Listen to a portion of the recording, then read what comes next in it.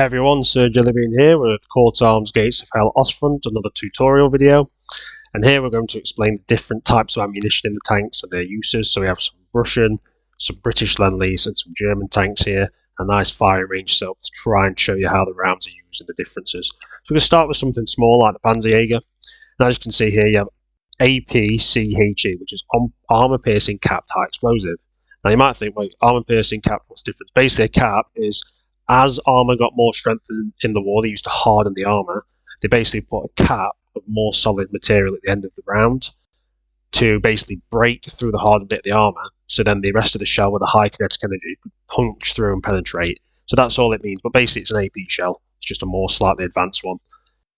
Then obviously you have high explosives, which is a shell full of high explosive chemicals, and it will explode, and then it would kill infantry or destroy positions, but also could be used against light vehicles or even heavier ones with the bigger guns and the more powerful high explosive shells like 15 centimeters and stuff.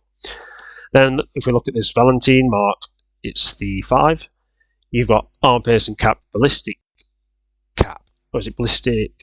Ballistic cap. And what that is, they cap the shell the same, but the ballistic cap literally means because when you cap a shell, it makes it less aerodynamic, so it slows down when they fire it.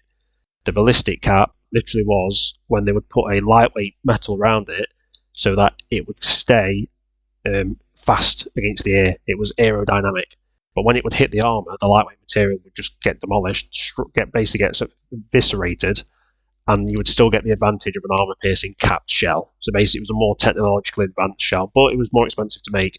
And I believe they didn't start coming into a little bit later in the war. And then obviously your high explosive shells. And then the Russians obviously have their armor piercing high explosive ballistic cap, and then high explosive shells, basically the same principle.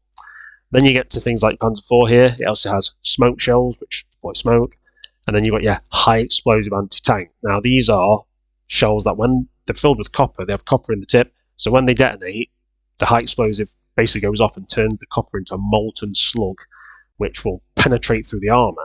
Now this means it's very powerful. This is basically what your Panzerschrecks and Panzerfaust, all your modern AT weapons are based off this, or most of them. And it means if whether you fire at a target 10 meters away or 100 meters away, you get the exact same amount of penetration, which is very good, because it's not going off the velocity of the shell, it's going off that internal copper molten slug that gets made. The only disadvantage, if I just spawn one quickly in the tank, I've just thought, I'll show you the USSR's. It's the T-3485 late, I believe, if it'll come up. Is it this one? No, is it this one? I need to find it. There, can you see this? Let me just quickly show you this cage on this tank here. So you see that cage, which they put on? That was to intercept Panzerfaust and Panzerschrecks, right? And that's because high explosive anti-tank rounds, if detonated early, the slug would go off early, and the distance between the shell and it would not be as effective. And you'll actually have seen these in Ukraine with the Russians. They have these cages set up on the tanks. And you'll also see them in Iraq and Afghanistan on coalition vehicles, because they have these kind of metal cages to stop high explosive anti-tank rounds to detonate the slug early. So when you're in game, I don't know the massive amount of effect these cages have, but they can detonate Shreks and Faust early, and they could be a bit more effective. So obviously that is useful. And then you also get to certain rounds like armor-piercing composite rigid. Now what this was is, especially for some of the smaller guns, you basically get a round with a tungsten core, which is very dense metal, but it's very expensive because it's a rare earth metal, high demand, low supply. So the main part of the shell would be ejected after, but you'd have a small tungsten core which would fire at very high velocities, because you would have more propellant, a smaller core of harder material, so it could puncture through more armor, high penetration. The problem is, because it's a smaller shell, and how acceleration and velocity and all that stuff works, I've read into it a little bit, it would lose its velocity quicker. So let's say you have a kilometer range gun on the Tiger.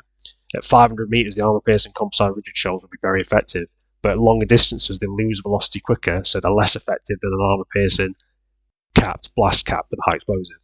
But also remember, even though this is a game, things like your high explosive anti-tank shells and your composite rigid, they were more expensive to make, especially composite rigid, a bit like silver bullets, they were kind of known as. So you only get a few of them. So for instance, the Tiger, I think I've used a couple, but you only get normally 5 armor-piercing composite rigid, 4 high explosive anti-tank. Same with the Panzer IV, you get 10 high explosive anti-tank and no composite rigid. So even though it is a game, it's also how many you get. If you use all your composite rigid in your Tiger, you'll be out of shells very quickly, whereas you get 40 armor piercing shells.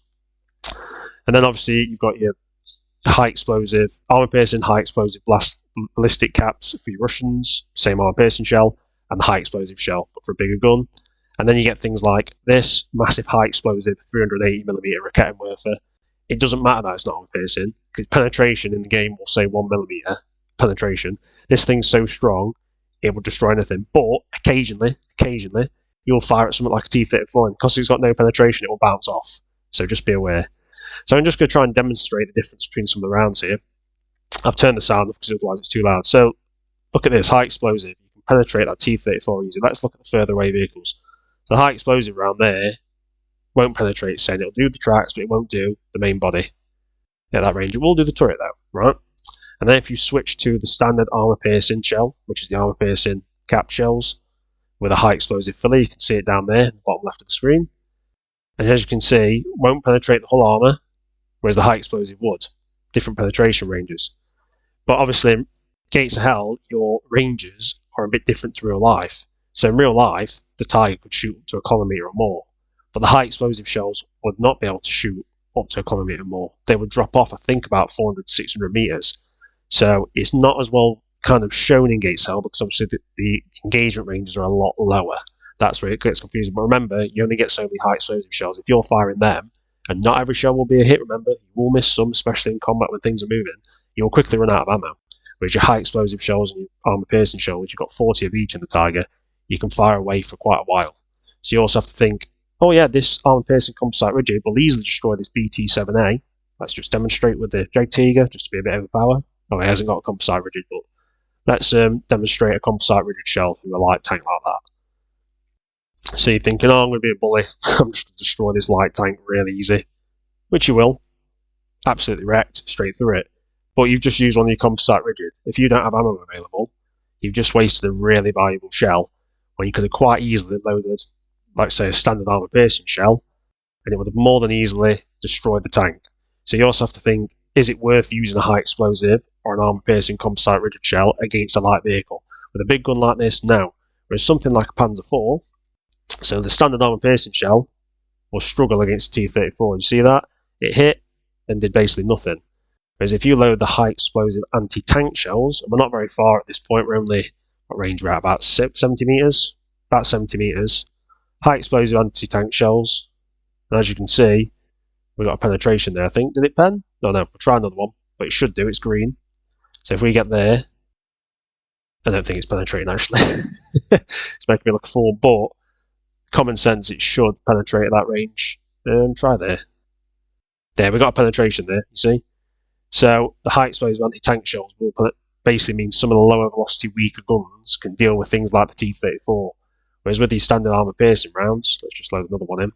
Even though we penetrate with that high explosive shell on the third hit, after it made me look a fool, your standard armor piercing rounds, a lot of the time, won't go through.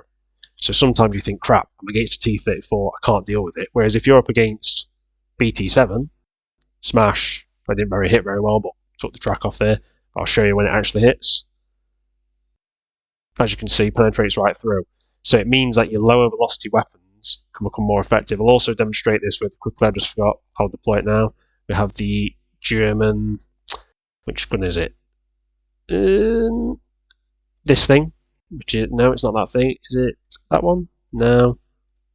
I'm trying to find it. Let me just find this certain anti-tank gun. This one. So this was the French captured anti-tank gun, right? And then we'll just go on. We'll just go back.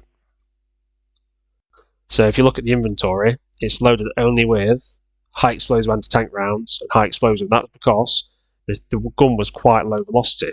So the only way to make it actually effective against most armour was to basically give it a high explosive anti-tank round for all its rounds, because it's not as high velocity as a standard 7.5cm gun. So it could also make weapons that were inefficient and ineffective effective later in the war. You had this with the 5cm pack and the 3.7cm pack, because they got big high explosive warheads that you could put in as well. High explosive anti-tank, massive basically basically gigantic Panzerfaust rounds that you could put in them and launch, which were very effective even against the heaviest tanks, but they had very close range. So anyway, I hope that's cleared up different types of ammunition, and we will just demonstrate the Raketenwerfer, because it doesn't always matter about penetration. Sometimes having high explosive is enough. So as you can see, oh, that will not penetrate. Okay. Did it look like it mattered if it penetrated or not? No, because it's so powerful, it will just destroy the tank in one shot. And I'll also demonstrate this with something like the IS-2, which is a 122mm gun. We'll just load the high explosives. We have got a German in here with on the 50 caliber. And as you can see, 50 calibers can actually shred, sometimes even shred the tracks on tanks. Did it work? Not on that. You can sometimes get lucky. So the high explosive shell shouldn't penetrate. It's saying it has no penetration on that BT7. Now if we go and look at that after being hit with it, the effect is tracks are blown to pieces and it is damaged. And it will, if we load another one in, just give me a sec, because the reload time is quite slow on these. Quicker than real life though, it's about 30 seconds in real life, I believe. And as you can see, it's completely destroyed that tank. So don't always just go off penetration values, they're not always 100% accurate. You can still destroy a vehicle with high explosives, or sometimes high explosive tank weapons, but it says it won't penetrate. Also, another thing to remember with things like Composite rigid, Ballistic Cap, if the armor's angled, they're less effective, and same with a high explosive anti-tank. When they create that molten slug, they're designed to work against flat armor. All shells are really. So when you're aiming, just remember if there's something angled like that, so that has, I think it's 80mm of front angled armor, but at that angle it ends up giving it the equivalent of about 100 mils. So you aim for the flat areas where you can, even kind of like you see there, that's angled. But when you come up against something like, well, it's more better on the German tanks, like the Tiger, you've got a lot of thick armor, but it's very flat. So you can take advantage of that flat armor and hit it where it is. And as you can see, the Tiger, they have more angles, whereas Panzer IVs, flat angles, so very vulnerable. Anyway, I hope that's cleared up some things about armor, artillery, munitions, tank munition shells, and the uses.